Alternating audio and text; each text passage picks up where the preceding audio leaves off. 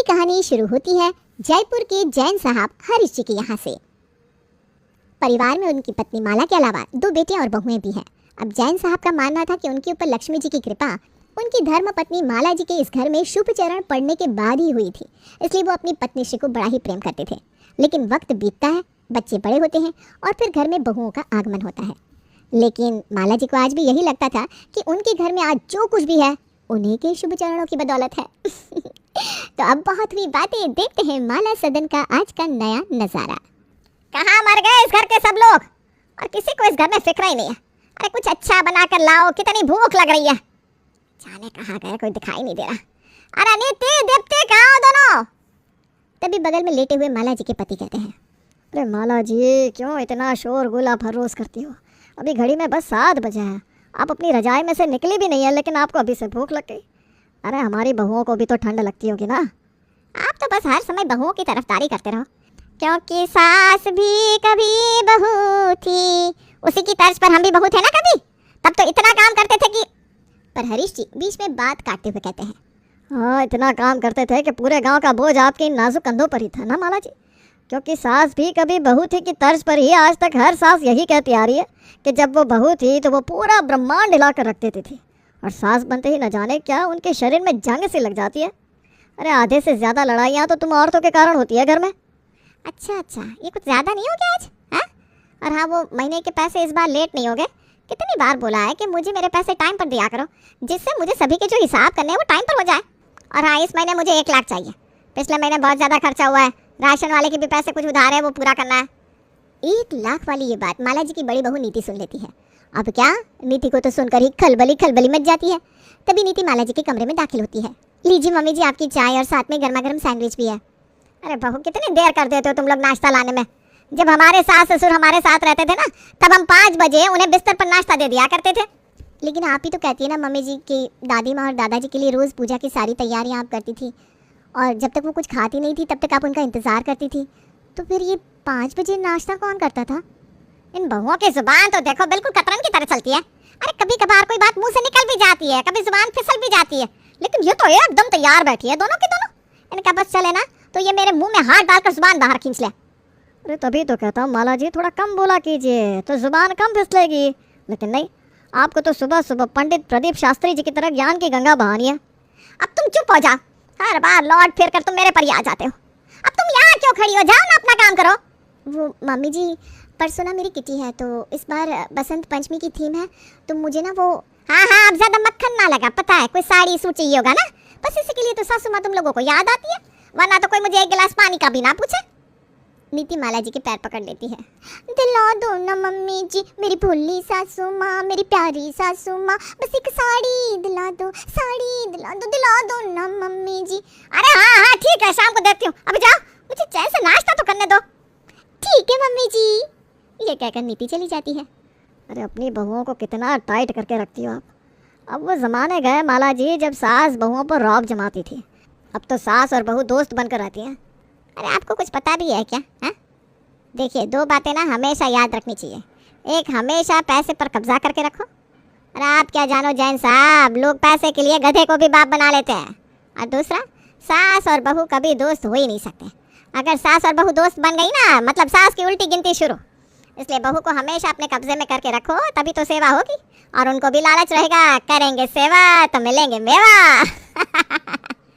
भाई तुम औरतों से भगवान ही बचाए। तुम्हारी बातें सुनकर तो ऐसा लगता है माला जी कि 3य विश्व युद्ध की भूमिका हमारे घर से ही लिखी जाएगी। अरे इतना साम दाम दंड भेद जो आप इन बहुओं को हैंडल करने में लगाती है ना, उसका आधा ध्यान भी आप प्रभु भक्ति में लगाएंगी तो साक्षात नारायण मिल जाएंगे आपको। लगता है आप अब समय के साथ भूल रहे हैं कि इस घर पर लक्ष्मी की कृपा मेरी ही बदौलत है। अरे अरे अरे माला जी मैं चला, मेरी पूजा का समय हो रहा है। नारायण नारायण। इधर सास ससुर अपनी बातों में लगे थे, उधर बड़ी बहू नीति के अंदर खलबली मची हुई थी। उधर किचन में खड़ी खड़ी नीति सोच रही थी, अरे यार पिछले महीने तो ऐसा कोई खर्चा भी नहीं हुआ, और तो कोई मेहमान भी नहीं आया हमारे घर कि चलो जिस महीने मेहमान आते हैं या घर में कोई फंक्शन होता है तो बजट ऊपर नीचे हो जाता है। फिर ये मम्मी जी पापा जी से 1 लाख रुपए किस बात के मांग रही थी? मम्मी जी भी ना पापा जी को बहुत घुमाती है। बाप रे बाप, 1 लाख रुपए क्या करेंगी मम्मी जी? नीति ये सब सोच रही थी, तभी उसकी देवरानी दीप्ति आती है। अरे भाभी क्या बड़बड़ा रही हो अकेले में? नहीं कुछ नहीं। दीप्ति की शादी अभी कुछ ही दिन पहले हुई थी, इसलिए नीति को उसे कुछ भी कहते हुए डर लगता था। अच्छा भाभी, अब की बार आप किटी पार्टी में क्या पहन रही हो? इस बार की थीम तो पीली साड़ी है ना? हाँ दीप्ति, इस बार तो पीली साड़ी ही पहना है सबको, लेकिन मेरे पास कोई बढ़िया सी पीली साड़ी नहीं है। लगाई तो है हाई कोर्ट में पिटीशन, आज देखते हैं क्या वर्डिक्ट आता है। क्या मतलब भाभी, मैं समझी नहीं। हाई कोर्ट ये क्या है? अरे दीप्ति, अब तुम इस घर में नहीं हो, लेकिन इतना तो समझ ही गई होगी कि यहाँ हुक्म किसका चलता है। हाँ भाभी, कुछ कुछ तो समझती हूँ, लेकिन ये मम्मी जी हमेशा इतना हुक्म टाइप क्यों चलाती हैं? अरे अब क्या ही बताऊँ बहन, कुछ पूछ मत, धीरे धीरे तू भी सब समझ जाएगी तो ऐसे सवाल नहीं करेगी। अच्छा भाभी, पीली साड़ी तो मुझे भी लेनी है, आज ही मैं देवेश से पैसे ले लेती हूँ, फिर हम कल चलेंगे मार्केट। अरे मेरी भोली देवरानी, तुझे लगता है कि अभी तक देवा जी ने इस घर की सारी नीतियाँ बताई नहीं है? क्या मतलब भाभी? अच्छा तो एक काम कर, आज ना देवा जी से साड़ी के लिए बोलना, फिर कल हम यहीं इसी वक्त ये बात डिस्कस करेंगे। रात को ही दीप्ति देवेश से पीली साड़ी के लिए कहती है। देवेश जी, मैं क्या कह रही थी कि मुझे ना एक पीली साड़ी की ज़रूरत है। हाँ तो प्रॉब्लम क्या है? मम्मी जी से कह दो, वो तुम्हें पैसे दे देंगी। लेकिन मम्मी जी क्यों, आप क्यों नहीं? क्योंकि दीप्ति, हम सब लोग मम्मी जी को ही पैसे देते हैं और फिर मम्मी जी ही घर को संभालती हैं। इतने सालों से मम्मी ही घर को संभालती आई है। मम्मी ने इतनी बड़ी जिम्मेदारी अपने कंधों पर ले रखी है, जिससे हम तीनों को कोई चिंता नहीं रहती। हमारी मम्मी वास्तव में ही बहुत जिम्मेदार है, उनका कोई मुकाबला ही नहीं है। ठीक है, मैं मम्मी जी से बोल दूँगी। फिर अगले दिन किचन में ठीक उसी समय दोनों देवरानी जेठानी की मुलाकात होती है। हाँ जी देवरानी जी, फिर क्या बात हुई आपकी? बात क्या, बस यही बोला है कि पैसे पैसे मम्मी जी देंगी। हाँ लेकिन आपको कैसे पता भाभी? अरे मम्मी जी ही तो इस घर की मुखिया है, बाकी सब तो बस कर्मचारी हैं। अब जाओ ये नाश्ता लेकर मम्मी जी को थोड़ा सा मस्का वस्का लगाओ और साड़ी के लिए बोल दो। दीप्ति माला जी के लिए नाश्ता लेकर जाती है। आ गई बहू नाश्ता लेकर, क्या बनाया है आज तूने? मम्मी जी, आज नाश्ते में ब्रेड रोल और अदरक वाली चाय है। वो मम्मी जी, मुझे ना पीली साड़ी चाहिए थी। अरे अब पीली साड़ी का तुम क्या करोगी? तुम्हारी तो अभी नई शादी हुई है, इतनी सारी साड़ियाँ हैं, कोई सी भी पहन लो। हाँ मम्मी जी, साड़ियाँ तो बहुत है, लेकिन पीली ही चाहिए थीम के लिए। और मैं जो शादी में पीली साड़ी लेकर आई थी ना, वो काफ़ी बार पूजन और विधान में पहन ली है, तो अब वो पुरानी सी लगने लगी है। अरे इन बहुओं ने भी हाहाकार मचा कर रखा है कि किटी पार्टी ना हुई, ऑस्कार अवार्ड पार्टी होगी, उसके लिए धरती आसमान एक कर देती है। अच्छा ठीक है, मैं तुम दोनों को 2000 देती हूँ, उससे साड़ी ले आना। मम्मी जी, 2000 में तो कैसी ही साड़ी आएगी? तभी नीति भी वहाँ आती है। हाँ मम्मी जी, दीप्ति बिल्कुल सही कह रही है, 2000 में तो बिल्कुल भी अच्छी साड़ी नहीं आएगी, कम से कम हमको 3000 तो दीजिए। और समझो ना, थोड़ी सी तो डिज़ाइनर सी साड़ी होनी चाहिए कि नहीं? अच्छा ठीक है, देखो मैं तुम दोनों को 5000 देती हूँ, जैसी साड़ी आए वैसे ले लेना, और नहीं आए तो रहने देना, मैं इससे ज़्यादा 1 रुपया नहीं दूंगी। अरे इतनी मेहनत की कमाई है, मेरे बेटे और मेरे पति कमाते हैं, दिन रात मेहनत करते हैं, और तुम लोगों को क्या है, पैसे उड़ाने में क्या जाता है? बाजार जाओ और फुर फुर से सारे पैसे उड़ा दो। तभी माला जी उठकर अपने पेट पर लटका हुआ चाबी का गुच्छा निकालती है, अपने कमरे में जाती है। फिर क्या, धीरे से दीप्ति भी माला जी के पीछे हो लेती है और निगाह कर लेती है उसकी प्यारी मम्मी जी अपना माल किधर रखती है। अब आते जाते दीप्ति की निगाह मम्मी जी के कमरे पर ही रहती कि कभी तो मौका मिलेगा। फिर माला जी लेकर दोनों को बड़े ही एहसान के साथ 5000 रुपये देती है। दीप्ति को बड़ा ही बुरा लगता है। भाभी आपको बुरा नहीं लगता, मम्मी जी आपको ऐसे पैसे देती है? अब क्या करे दीप्ति? अच्छा चल तू ही बता, क्या किया जा सकता है? जब पति पैसे नहीं देंगे तो हमें तो इनसे ही लेना होगा ना, अब चाहे हंस कर लो या फिर रो कर। बात तो आपकी सही है भाभी, लेकिन ये सब लोग पूरे पैसे मम्मी जी को ही क्यों देते हैं? अरे मम्मी जी ही शुरू से पूरा घर संभालती आई हैं, इस घर का यही नियम है। मम्मी जी उनसे ये कहकर ले लेती हैं कि मैं बहुओं को पैसे देती हूँ, बाकी सबका हिसाब संभालती हूँ। लेकिन ये तो तू समझ ही गई होगी कि कैसे घिस घिस कर पैसे देती हैं मैं। भाभी आप भी ना बड़ी भोली हैं, अरे नियम तो बनते ही हैं टूटने के लिए। आज की बात बताऊं तुझे, आज मम्मी जी पापा जी से 1 लाख रुपए के लिए कह रही थी, क्योंकि पिछले महीने घर का काफ़ी एक्स्ट्रा खर्चा हो गया था, तो इसलिए। लेकिन पिछले महीने ऐसा क्या खर्चा हुआ, कुछ भी तो नहीं। हाँ अब सही पहुंच रही है तू जहाँ तुझे मैं पहुंचाना चाह रही थी। अरे ये पैसे सिर्फ कह कर लेती हैं, लेकिन बाकी सब माल पर कब्जा करती हैं खुद और बन जाती हैं माला माल। फिर एक दिन नीति अपने पति नितिन से कहती है, अरे सुनिए ना जी, कभी कभी तो कहीं घुमाने चलिए, इस घर में घुसे घुसे मेरा दम सा घुटने लगता है। अभी कोई बढ़िया सी पिक्चर आई हो तो चलो चलते हैं, बड़ा ही मन कर रहा है। कितने साल हो गए हम कहीं घूमने ही नहीं गए। अच्छा ठीक है, चलो बनाता हूँ कुछ प्लान।